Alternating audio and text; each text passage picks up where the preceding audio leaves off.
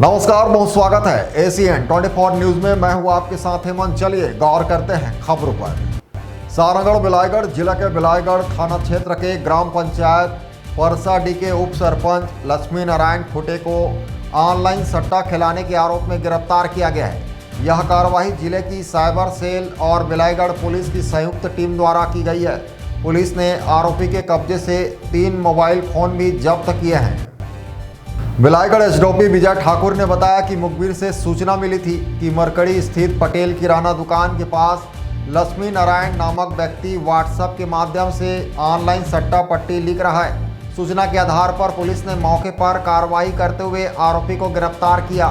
जांच में mobile phone के व्हाट्सएप मैसेज से अंकों के जरिए सट्टा लिखाने की पुष्टि हुई है। जब्त किए गए तीनों मोबाइल की कीमत लगभग 32,000 रुपये बताई गई है। आरोपी के खिलाफ छत्तीसगढ़ जुआ प्रतिषेध अधिनियम 2022 की धारा 6 के तहत कार्रवाई की गई है। बिलाईगढ़ पुलिस को पेट्रोलिंग के दौरान सूचना मिली थी कि ग्राम मरकड़ी में एक व्यक्ति ऑनलाइन सट्टा खिला रहा है। कि सूचना पर पुलिस टीम मौके पर जाकर उसको घेराबंदी की। पटेल किराना दुकान के पास ग्राम मरकड़ी में पकड़ा गया। इसके पास से करीबन हमने 3 मोबाइल जब्त किया पुलिस ने।